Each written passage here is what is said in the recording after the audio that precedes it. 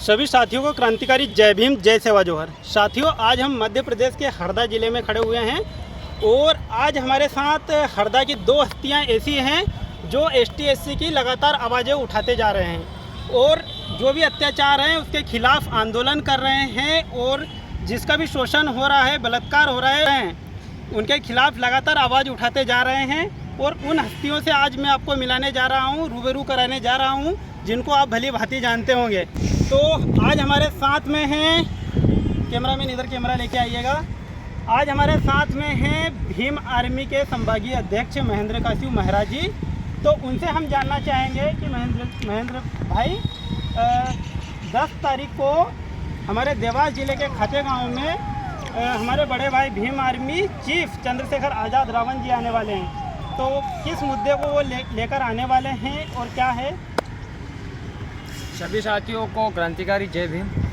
साथियों, जैसे कि हरदा से बहुत सटीक ज़िला है, ज़िला देवास ज़िले के खातेगांव तहसील में बड़े भाई चंद्रशेखर आज़ाद जी आ रहे हैं। अभी तक जो देवास में, हरदा में और आसपास के जितने भी ज़िलों में जो SC ST OBC पर जो अन्य अत्याचार हुए हैं, वो सारे मुद्दे हम बड़े भैया को बताएंगे, क्योंकि यहाँ का जो प्रशासन है वो हम लोग की बात उतनी नहीं सुन पाता है। इसलिए हमने भैया को बुलाया है और यहाँ के तमाम मुद्दों पर हम रूबरू करके उनसे चर्चा करेंगे। वो सारे जो मुद्दे हैं वो भैया को बताएंगे। और अभी जो हरदा का अहम एक बड़ा मुद्दा हुआ है, जिसमें एक दलित युवक वो बेरहमी से मार दिया, उसकी हत्या कर दी गई, लेकिन उसका मुख्य आरोपी लगभग 1 साल हो गया, लेकिन अभी तक उस आरोपी की गिरफ्तारी नहीं हुई। अनिल माणिक हत्याकांड की बात कर रहा हूँ। वो हरदा का मामला बहुत बहुचर्चित मामला है, वो उस मुद्दे को भी हम बड़े भैया को बिल्कुल बताएंगे। तो कासिव जी, आपने जो अनिल माणिक हत्याकांड को लेकर क्या संघर्ष किया है, उसके बारे में कुछ बताना चाहोगे आप? भाई, अनिल माणिक हत्याकांड में हरदा ज़िले में लगभग 3 दिन तक कलेक्ट्रेट कार्यालय का हमने लगातार घेराव किया, दिन और रात एक करके उस हत्याकांड को इतना बढ़ाया, इतनी ताकत से हम लोग ने वो संघर्ष को लड़ा है। लेकिन उसके बावजूद भी आज हम लोग इस प्रकार से निराश होकर बैठे हैं, क्योंकि यहाँ का जो पुलिस प्रशासन है उसमें अभी तक इतना दम नहीं है कि भाई कि जो मेन आरोपी धर्मेंद्र जाट उसकी गिरफ्तारी करता है। अभी तक वो गिरफ्तारी करने में नाकाम रहा है।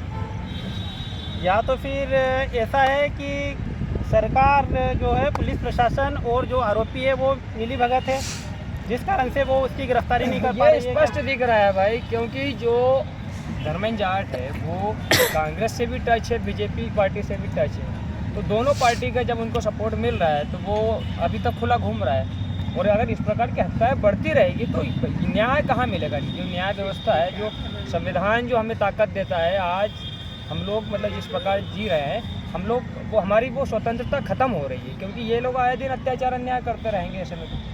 तो जैसे चलो ठीक है, अनिल माणिक हत्याकांड में सरकार नाकामयाब रही है, तो और भी कुछ जैसे हुए हैं और आंदोलन लगातार होते जा रहे हैं हरदा ज़िले में, तो और भी ऐसे अन्याय अत्याचार हुए हैं, ST SC पर जो शोषण हुआ है उनके खिलाफ आपने आंदोलन किया था, तो उसमें क्या सरकार फिर से नाकामयाब रही है? बिल्कुल, अभी तक जितने भी हम लोग ने आंदोलन किए, हमारी बात तो वहाँ तक नहीं मानी जाती। हमें जो उम्मीद रहती है ना प्रशासन से, वो उम्मीद पूरी नहीं हो पाती। अच्छा, तो क्या आपको क्या उम्मीद है कि आप भाई से बताओगे, चंद्रशेखर आज़ाद रावण जी से? देखिए, सबसे पहले तो मैं आपको स्पष्ट करूं, जब तक हम लोग सत्ता में नहीं आएंगे, हम लोग जब तक सत्ता हासिल नहीं करेंगे, हमारे पास वो पावर नहीं रहेगा। अभी हम लोग सड़कों पर उतर सकते हैं, प्रशासन के खिलाफ नारेबाजी कर सकते हैं, समाज को एकत्रित कर सकते हैं, वही प्रयास हमारा चल रहा है। वो ये बड़े भाई चंद्रशेखर आज़ाद जी के कहने पर हम लोग सब कुछ प्रयास कर रहे हैं। और आज वही कारण है कि इतना जन सैलाब आया है हरदा ज़िले में, देवास ज़िले में, युवाओं में इतना जोश आया है। बड़े भाई चंद्रशेखर आज़ाद जी से इतना प्रभावित हुए हैं हमारे हरदा ज़िले के और देवास ज़िले के युवा। तो आज बड़े भाई चंद्रशेखर आज़ाद जी 10 सितंबर 2023 को खातेगांव तहसील में पधारेंगे। तो आपने जैसे कि अभी सभी ने देखा है कि अभी दिल्ली में और भोपाल में मतलब कि भाई जब आए थे तो लोग उनके समर्थन में इतने सारे आए थे, तो क्या सत्ता में उनके आने की संभावना है? बिल्कुल, हम लोग प्रयास करेंगे और करते रहेंगे आखिरी दम तक। अगर इस बार सत्ता हासिल नहीं कर पाएंगे तो अगली बार करेंगे, कोई बड़ी बात नहीं है। प्रयास करते रहेंगे और आखिरी दम तक प्रयास करते रहेंगे और संविधान को हम लोग प्रयास कर रहे हैं कि संविधान को और ताकतवर बनाएं ताकि यहाँ पर जो लोकतंत्र खतरे में है वो आज़ाद हो पाए और सब लोग को समान अधिकार मिले। चलो ठीक है महेंद्र भाई, आपसे मिलकर बहुत बहुत खुशी हुई और धन्यवाद आपका, जो समाज को आप इतना समाज के प्रति इतना कार्य कर रहे हैं और आपका योगदान दे रहे हैं। बहुत बहुत आभार व्यक्त आपका। तो साथियों, इसके बाद आपको एक हस्ती से और मिलाने जा रहा हूँ, युवा जोश है, तो कुछ ही समय में हमारे पास होंगे वो। तो साथियों, हमारे दूसरे युवा जोश ST/SC के संभागीय अध्यक्ष मिस्टर राहुल पवारे जी हैं। तो उनसे मैं जानना चाहूँगा कि अभी 10 सितंबर को हमारे भीम आर्मी चीफ चंद्रशेखर आज़ाद जी आने वाले हैं, तो हरदा में उनको लेकर क्या तैयारी चल रही है और खातेगांव में क्या तैयारी है? देखो, जो भीम आर्मी के चीफ चंद्रशेखर आज़ाद जी अभी वर्तमान में भारतीय संविधान खतरे में है। संविधान बचाओ, आरक्षण बचाओ मामले को लेकर खातेगांव के देवास की जो डाक मंगला है, वहाँ पर एक विशाल संविधान बचाओ आरक्षण महासम्मेलन होने जा रहा है। उसमें हरदा से लगभग 100 से 150 गाड़ियों का काफिला भीम आर्मी कार्यकर्ता को निकलेगा यहाँ से, और भाई चंद्रशेखर आज़ाद जी के नेतृत्व में वहाँ पर जो रैली है, जो कार्यक्रम में यहाँ से और जो कार्यक्रम होने जा रहा है, वहाँ पर लगभग लाखों की तादाद में बहुजन समाज के लोग शामिल होंगे। और इसमें हमें समाज का एक शक्ति प्रदर्शन दिखाना है, क्योंकि आए दिन SC/ST पर लगातार अन्याय अत्याचार बढ़ते जा रहे हैं। जब एक हरदा में एक छोटे से ज़िले में बड़ी घटना हो सकती थी, वो अन्य मध्य प्रदेश में बड़े बड़े ज़िले, इनमें कितनी घटना हो सकती है, वो घटनाएँ लगातार होती जा रही है, लेकिन सरकार के द्वारा इनके ऊपर कोई कार्रवाई नहीं की जा रही ठोस, जिससे लगातार अपराधियों के हौसले बुलंद होते जा रहे हैं। और जो भी अपराधी प्रवृत्ति के लोग हैं, उनमें पुलिस का कोई खौफ नहीं है, जो कि उनको पुलिस से डर है।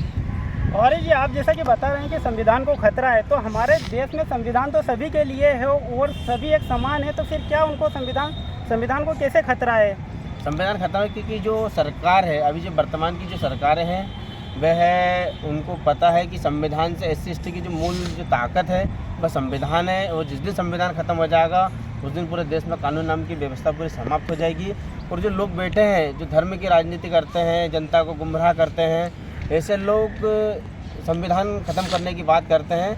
लेकिन जिस दिन यदि संविधान ख़त्म होता है, तो मेरा यह मानना है कि न तो भारत में कोई लोकतंत्र नाम की चीज़ बचेगी, ना ही प्रजातंत्र। संविधान तो सभी के लिए लागू है, ठीक है, फिर ST/SC को ही क्यों खतरा है उससे? संविधान सबके लिए खतरा इसलिए है क्योंकि जो लोग बैठे हैं संविधान चलाने में, लगातार संविधान के साथ छेड़खानी कर रहे हैं, लगातार उसमें संशोधन करते जा रहे हैं। जो बाबा साहब डॉक्टर भीमराव अम्बेडकर के द्वारा जो संविधान लिखा गया था, क्योंकि जो हमारा समाज उस समय बहुत ही शिक्षा से वंचित था, हमको पढ़ने लिखने का अधिकार नहीं था, लेकिन बाबा साहब अम्बेडकर जी ने SC/ST के समाज के लिए जो हमें अधिकार दिए हैं, आज संविधान की देन है, जो कि आज हम इतने पढ़े लिखे हैं। यदि संविधान नहीं होता तो आज देश में कानून नाम की कोई व्यवस्था नहीं होती, और SC/ST लोग जो रहे वो पढ़े लिखे नहीं होते, उन्हें बहुत ही शोषण का शिकार करना पड़ा। पवार जी, जो 10 तारीख को भाई आने वाले हैं, तो उनसे आप किस विषय पे चर्चा करेंगे और किस मुद्दे पर सर? देखो, अभी 10 सितंबर को चंद्रशेखर भैया जो हमारे आ रहे हैं, उनको लेकर अभी हरदा जिले का एक बहुचर्चित अनिल हत्याकांड मामला है। उसका जो मुख्य आरोपी धर्मू पटेल, उसकी गिरफ्तारी आज तक नहीं है। तो अभी भी समाज में पूरा उनके प्रति आक्रोश का माहौल है। उसे चाहे कांग्रेस हो चाहे BJP, दोनों राजनीतिक पार्टियों के नेताओं ने उनको संरक्षण दिया। पुलिस उस अपराधी को पकड़ने में अभी तक नाकाम रही है, लेकिन आज भी हमारे समाज के अंदर वो जुनून है, और अभी जब तक उसकी गिरफ्तारी नहीं हुई आंदोलन जारी रहेगा। और इस बात को लेकर हमने माननीय चंद्रशेखर आज़ाद जी को हम अवगत कराएंगे, और जल्दी हरदा में भी एक सभा को संबोधित करेंगे। ठीक है। और जैसे कि अभी दिल्ली में और भोपाल में इतनी जनसंख्या देखने को मिलती थी कि पूरे जो विरोधी पार्टी है उनकी कुर्सियां हिल गई थी, तो क्या खातेगांव में भी इसी प्रकार से होने वाला है? और कितनी तादाद में संख्या में लोग आने वाले हैं, कुछ अंदाज़ा है आपको इस चीज़ का? दिनों पूर्व 12 फरवरी को चंद्रशेखर आज़ाद जी भोपाल आए थे। लगभग उसमें 12 से 13 लाख की जनसंख्या की आबादी में हमारा समाज वहाँ पर एकजुट हुआ था। और अभी जो खातेगांव में जो है, इसमें भी लगभग 2 लाख की तादाद में हमारा बहुजन समाज वहाँ पर शामिल होगा। और हमें SC/ST समाज के हमें शक्ति प्रदर्शन दिखाना है, क्योंकि जब तक हम हमारे समाज को संगठित नहीं करेंगे, जब तक हमारी आवाज़ सुनने वाला नहीं है। क्योंकि जो राजनीतिक दल हैं, चाहे कांग्रेस हो चाहे BJP, ये लोग हमें सिर्फ वोट बैंक तक सीमित करके छोड़ देते हैं, डिस्पोजल की तरह, जैसे डिस्पोजल यूज़ करके छोड़ देते हैं। वैसे भी ये जैसे अभी वर्तमान में आगामी विधानसभा चुनाव है, सभी नेता अपने अपने उसमें लगे हैं, लेकिन सिर्फ SC/ST के लोगों को सिर्फ वोट बैंक तक ही सीमित रखा जाता है। बहुत बहुत धन्यवाद पवार जी, जो आपने अपनी बातें रखी, बहुत बहुत आभार व्यक्त आपका। तो साथियों, यही 2 हमारे युवा जोश हैं जो हमारे हरदा ज़िले में लगातार समाज सेवा के लिए कार्य कर रहे हैं। धन्यवाद आपका। जय भीम, जय संविधान, नमो बुद्धा।